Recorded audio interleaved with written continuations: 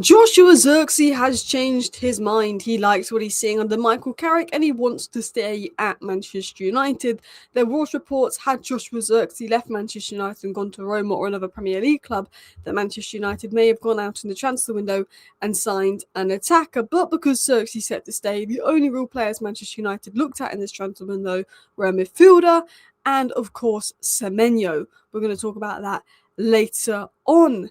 Malacia is fuming. He is absolutely fuming. He flies out. He has his exit sorted. He's finally going to get some minutes. And Jason Wilcox pulls the plug. But why has Jason Wilcox done that to Malacia, who United have been desperate to offload for a while? What is the latest on Joao Gomes? Joao Gomes offering himself to Man United. Wolves willing to sell for 40 million. Manchester United, did they enter the race for Joao Gomes? Why did they never really pursue him?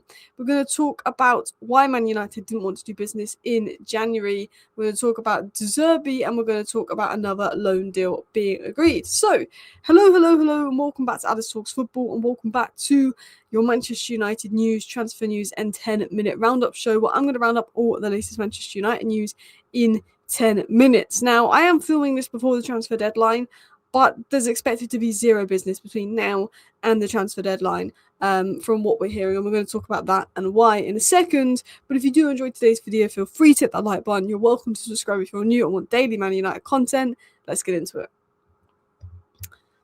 Joshua Zirkzee is set to stay at Manchester United until the end of the season. Zirkzee had been looking to leave, but has been infused by United's upturn in form under Carrick and wants to fight for his place.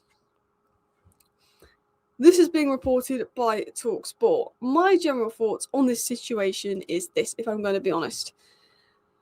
Zirkzee obviously didn't get on super well with Ruben Amorim, so that was one reason why I wanted to go. Another reason why I wanted to go is he wasn't getting a lot of minutes, and it just felt like he wasn't going to get many minutes at all because we have Cunha and Bumo, Sesko that can all play centrally.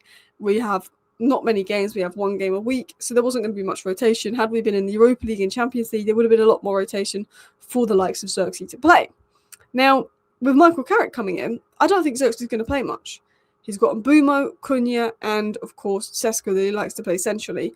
With Dorgu's injury, Cunha or Mbumo is going to go to the left, so there's one less player in his way centrally, which might be why he stayed, and maybe Man United convinced him to stay or pushed him to stay. From what I was hearing is Man United, if they got a 40 million offer for Zirkzee, they would have probably said yes to it. But if it's just a loan deal, they'd have probably turned it down. That's what I sort of heard from my side of things. I think United wouldn't want Zirkzee to go out on loan, especially with Dorgu out injured. But Zirkzee's willing to stay. He's happy to stay. One thing about Zirkzee is I think he will go in the summer. I like Zirkzee. I think if he played in the right system with the right players around him, he could be very good.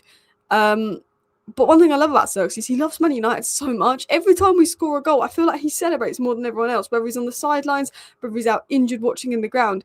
Zirkzee's reactions always make me laugh. But anyway, enough of talking about Zirkzee. Let's talk about Malacia, because the deal was done and Wilcox has pulled the plug. Why has he done this? Malacia's obviously fuming. Let's talk about it. Malacia was on his way to Istanbul before Jason Wilcox suddenly called him to return back to the club. Malacia wanted the transfer and is frustrated. One report even said he was literally at the airport about to board a plane to Istanbul. So I'd be fuming. The guy's not played all season. He's had to wait to January to get his move so he can get minutes. And now they've pulled the plug. And Malacia is fuming about this. And basically the reason that Manchester United pulled the plug is because they're like, if there's an injury, we might need you at fullback. Realistically, we've got 14 games between now and the end of the season. Delo can play both sides. Mazraoui can play both sides. Shaw hasn't got injured all season. Leach can play left back. Realistically, Malacia is probably not going to see a minute from Manchester United between now and the end of the season. But in a bit of a panic, Manchester United are like, oh, actually, just in case. And this guy's been waiting all season to go. He was in the bomb squad. His deal fell through in the summer. And we're kind of just keeping him here just in case. I feel like it's not for Malacia, because if he does come in, he's probably not the level anymore. He's not played football so long. He just wants to play football. And I do feel sorry for Malacia. And I'm quite confused that Jason Wilcox pulled the plug.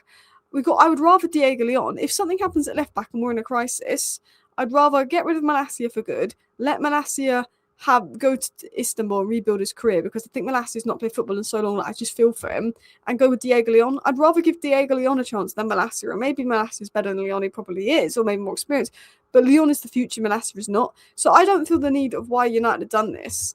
But it is purely, and Man United's reason for this is because Dorgu's injured and Ruben Amorim is no longer here. He was in Ruben Amorim's bomb squad. He was never going to get minutes really under Ruben Amorim. But Ruben Amorim is gone, so Man United are quite happy to just keep him around now. But it's just because Dorgu is injured, and Dorgu is, I guess, cover for Luke Shaw at left back, even though he's been playing left wing under Carrick.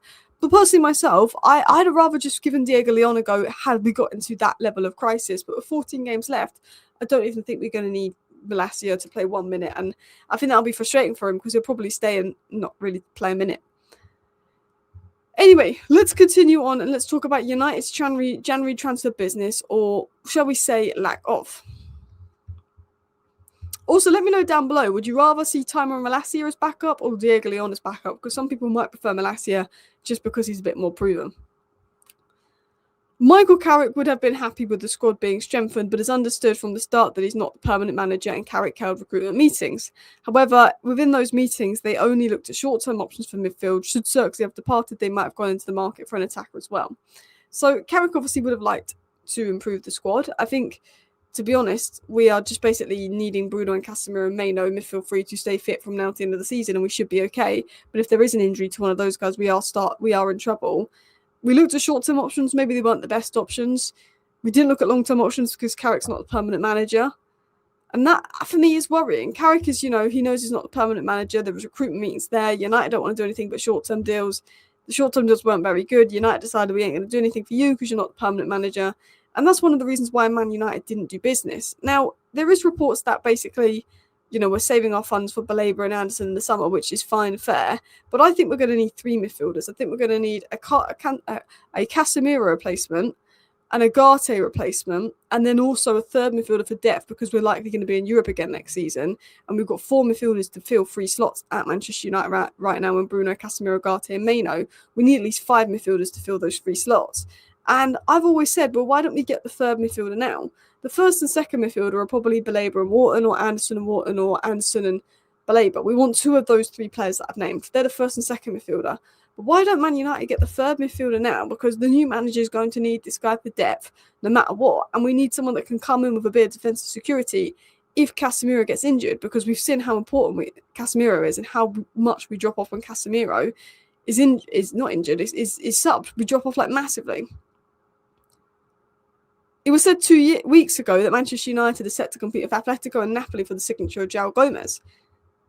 It was reported 2 weeks ago that Wolves were willing to cash in on Joao Gomes. It was about 35 million. United, Atletico and Napoli were in that race. Now, that's not the case. Wolves have been looking to cash in on Strand Larson now, and Joao Gomes isn't going anywhere. But I think Joao Gomes is a good player. He's prem-proven, he's young, and he wanted the move. Remember, Romano said this in December. Joao Gomes is very keen on the move to Manchester United, even without European football, but it depends on if Wolves want to sell the player or not. But then we found out just after Romano said this, that Wolves would be open to selling the player, and Wolves were listening to offers around 40 million. And some people might think 40 million is too much, or say we didn't get him because it's going to impact our summer budget. But I would have got Joao Gomes in January from now to the end of the season, so we have a bit better depth there, and we can actually take Casemiro off without such a huge drop-off, and then gone for Baleba and, of course, Wharton or Anderson in the summer.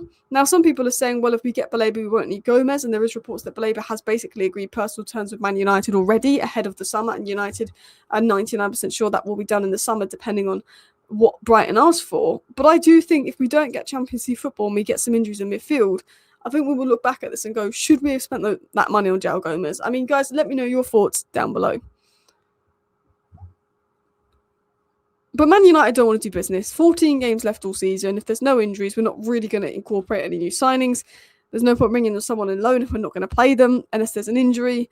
There was no long-term options available or good deals available, United believed. I think if we'd really pushed and looked at certain players and their availability, you never know. If you go to Brighton and say, here's 75 million for Baleba, would Baleba be available? I don't know. I don't think United really pushed and looked at anyone that we wanted in the summer to see if we could get them in January other than Semenyo because of his release clause. Had you given Brighton a price and the Forest a price, maybe we could have got those deals sooner. But United seem to be saving money for the summer, maybe because they know what their transfer budget will be in the summer, because if we have Champions League football or not, it will really affect our transfer budget. But Man United's reasoning is Carrick is interim, not permanent, which is BS because they weren't going to. If Ruben Amorim had stayed, they probably still wouldn't have done anything. Let's be honest. And Ineos do not want to sign someone that the new coach in the summer would not. The new coach in the summer would want to remove. So they used the fact that Carrick is interim as an excuse not to really do anything. But they probably wouldn't have done anything for Amorim. They say they don't want to do long-term deals, which is fair. You know, they looked at Semenyo because it's a long-term deal. But I think you could have seen if any possibility you could get so-and-so. And I see Joao Gomes as a long-term deal, personally. Last but not least, Zirkzee is set to stay at Olympique Marseille despite rumours that he was going to walk. And Manchester United have agreed a loan deal for Gabriel Bianchiri to go to Rotherham. Real Betis tried to sign him on a permanent, but United stopped that happening. He's now going to Rotherham on a loan. That is your Manchester United news rounded up in 10 minutes. Thank you for watching, guys. See you next time. Bye.